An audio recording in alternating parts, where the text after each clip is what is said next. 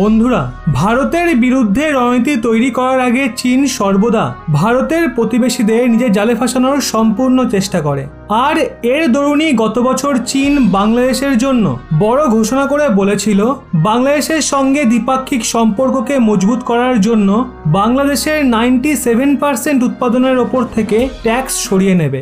আসলে চীন ট্যাক্সে ছাড় দেওয়ার কথা বলে ভারতকে বাংলাদেশের থেকে দূরে সরাতে চেয়েছিল। ওদিকে যখন বাংলাদেশ পদ্মা নদীর ওপর উত্তরী বাংলাদেশকে দক্ষিণী বাংলাদেশের সঙ্গে জোড়ার জন্য 6 কিলোমিটার লম্বা পুল বানানোর সিদ্ধান্ত নেয়, তখন ওই সময় বিশ্ব ব্যাংক এই পরিযোজনার জন্য পয়সা দেয় না। আর এক্ষেত্রে এই সুযোগের সুবিধা নিয়ে চীন পদ্মা নদীতে বাংলাদেশকে সেতু নির্মাণের জন্য ভারী মাত্রায় ধার দেয়। মানে চীন বাংলাদেশে ওই সমস্ত কূটনীতির বীজ রোপণ করে বাংলাদেশে ভারতের প্রভাবকে কম করতে চেয়েছিল। কিন্তু গত 2 বছরে বাংলাদেশে চীনের দ্বারা করা সমস্ত প্রয়াসে ভারতের ভ্যাকসিন ডিপ্লোমেসি ভারী পড়ে গেছে।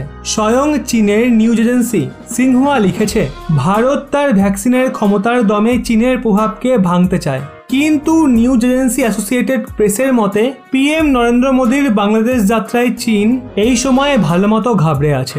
ওদিকে চীনের এই বিষয়টার ওপর ভয় রয়েছে যে নরেন্দ্র মোদীর বাংলাদেশ যাত্রা আর ভারতের ভ্যাকসিন ডিপ্লোমেসি প্রভাবের সামনে চীনের বিলিয়ন বিলিয়ন ডলারের পরিযোজনার প্রভাব শেষ হতে পারে। কারণ বর্তমান সময়ে করোনা ভাইরাসের ভ্যাকসিনের চেয়ে বেশি মহত্বপূর্ণ আর কোনো কিছুই নেই। ওদিকে বাংলাদেশ, যাকে নিয়ে দাবি করা হচ্ছিল যে সে নাকি চীনের পক্ষে চলে যাচ্ছে, এখন ওই বাংলাদেশেই চীনের মোকাবিলায় ভারতের মহত্ব বৃদ্ধি পাচ্ছে। ওদিকে রেলমন্ত্রী পীযূষ গোয়েল দাবি করেছে বাংলাদেশের সঙ্গে দ্বিপাক্ষিক সম্পর্কতে ভারত চীনকে অনেক পেছনে ফেলে দেবে। আর এক্ষেত্রে অনেক তথ্য সন্ধানকারীরা মনে করছেন যেই চীন বিনিয়োগের চাষ করে নিজের মহত্বের ফসল কাটতে চায়, ভারত চীনের ওই মহত্বকেই কড়া প্রহার করছে।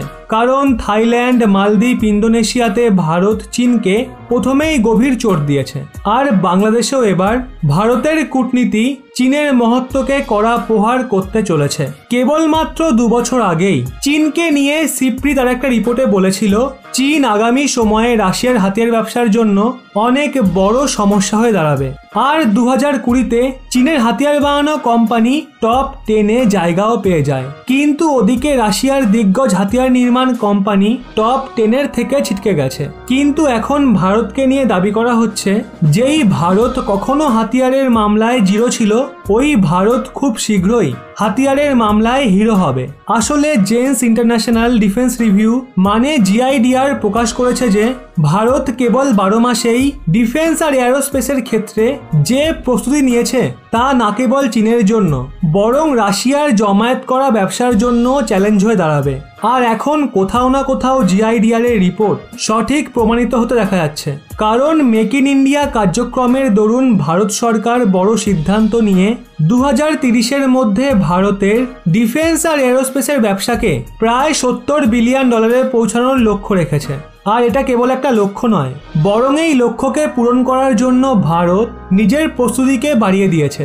আর এর জন্য ভারত সরকার প্রাইভেট কোম্পানিকে তো মদত দিচ্ছেই, কিন্তু তার সঙ্গে ভারত সরকার ডিফেন্স আর এরোস্পেসের সঙ্গে যুক্ত 250 থেকেও বেশি ছোট আর স্টার্টআপ কোম্পানিকে ভারী মাত্রায় ফান্ডিং দেওয়ার যোজনা বানাচ্ছে, যারা ভারতেই জমি থেকে আকাশ পর্যন্ত ছোট বড় সমস্ত ধরনের হাতিয়ার বানাবে। আর ওদিকে ভারত স্বয়ং হাতিয়ারের বড় একটা বাজার। তাই এক্ষেত্রে দেশে বড় বাজার পেয়ে যায়, তাহলে আর চিন্তা কিসের। তার সাথেই Bharat Middle East, Asia, Africa আর ল্যাটিন আমেরিকার মতো দেশে নিজের হাতিয়ারের ব্যবসাকেও বাড়াবে। আর এরই সঙ্গে ভারত এশিয়ার প্রথম এমন দেশ হবে যার কাছে হাতিয়ার বানানোর বিশাল ক্ষমতা থাকবে। আর এক্ষেত্রে দেখা হলে ভারতের সেনা দুনিয়ার 4র্থ বৃহত্তম সেনা তো অবশ্যই, কিন্তু তারই সঙ্গে ভারত খুব শীঘ্রই হাতিয়ারের মামলাতেও দুনিয়ার 5 দক্ষ দেশের লিস্টে সামিল হয়ে যাবে।